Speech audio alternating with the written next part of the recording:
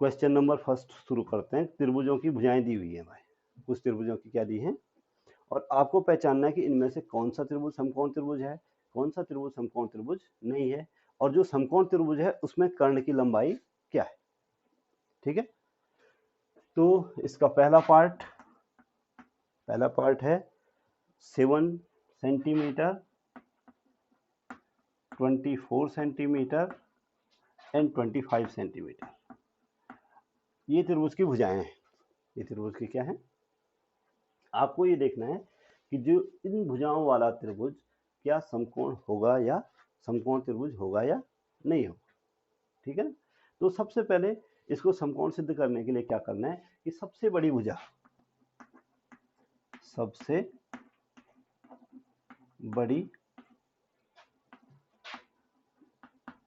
का वर्ग, सबसे बड़ी भुजा का वर्ग, यानी कि सबसे बड़ी भुजा क्या है इसमें,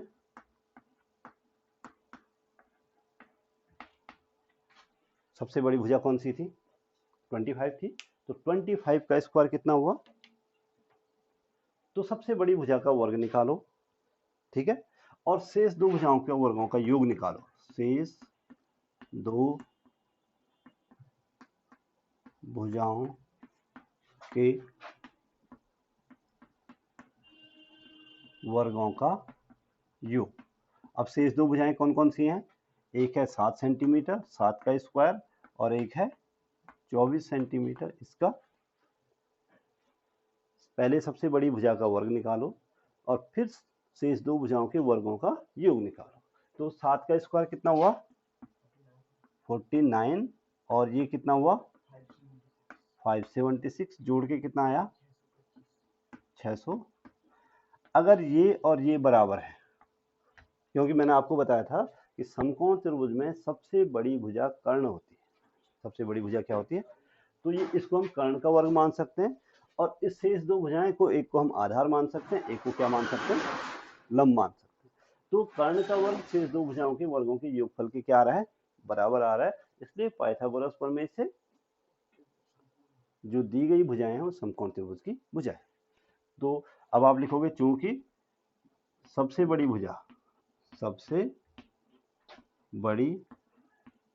भुजा का वर्ग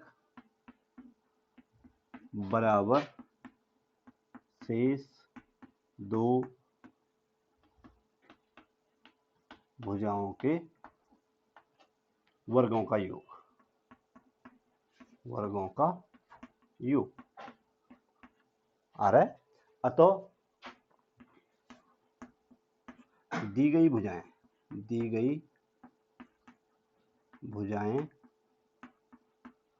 क्या है भाई, समकोण त्रिभुज की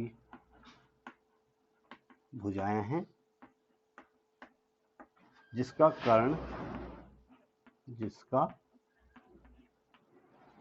कर्ण यानी कि सबसे बड़ी भुजा है, जिसका कर्ण कितना है 25 सेंटीमीटर। जिसका कर्ण कितना है, आसान है क्यों, इससे आसान क्या सवाल होंगे, इससे आसान कोई क्वेश्चन हो सकता है, नहीं हो सकता।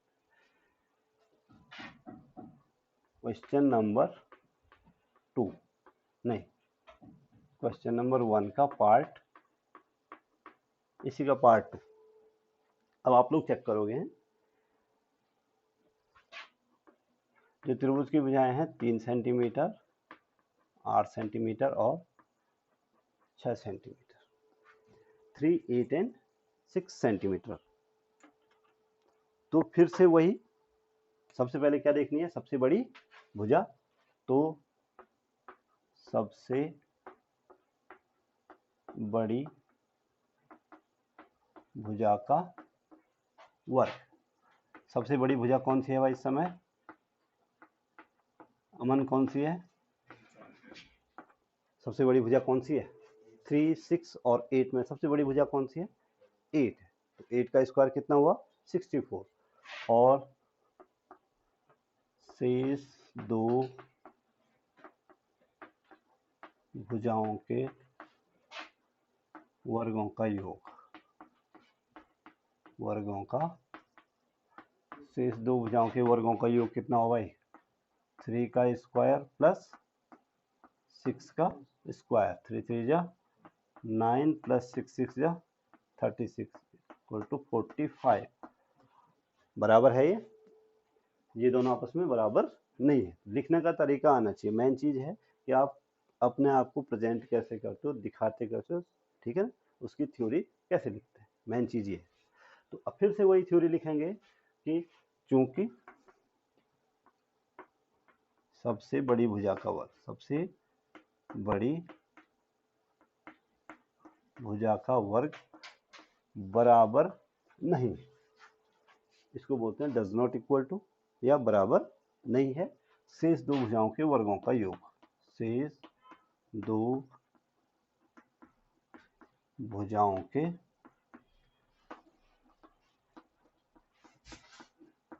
वर्गों का, अब बराबर नहीं है, ये क्या नहीं है? बराबर। इसलिए दी गई भुजाएं, इसलिए दी गई भुजाएं क्या नहीं है भाई? समकोण त्रिभुज की भुजाएं नहीं। अब जब भुजाएं नहीं है तो पाइथागोरस प्रमेय, सॉरी, जब भुजाएं नहीं है तो उसमें कर्ण भी नहीं, ठीक है ना। ऐसा नहीं कि आपने कर्ण 8 सेंटीमीटर लिख दिया, ये नहीं चलेगा, ठीक है ना, कर्ण उसमें है ही नहीं। तो क्योंकि वो समकोण त्रिभुज नहीं है इसलिए इसका कर्ण भी नहीं। आ गई बात समझ में? कर्ण सिर्फ किसमें होगा? समकोण त्रिभुज में। तीसरा और चौथा आप लोग मेरे को करके दिखाओगे। ये तीसरा आपके लिए होमवर्क है, क्वेश्चन नंबर 1 का पार्ट थर्ड, और पार्ट थर्ड है भाई, ये भुजाएं हैं 50, 80, 100, भुजाएं हैं 50 सेंटीमीटर, 80 सेंटीमीटर एंड 100।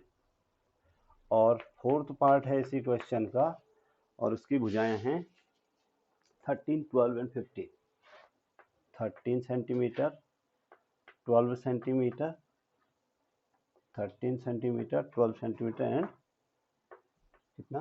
5, हाँ 5। ये आपके लिए आज का क्या है?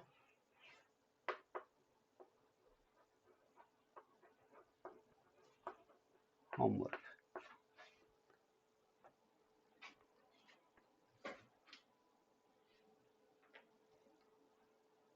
नोट करो।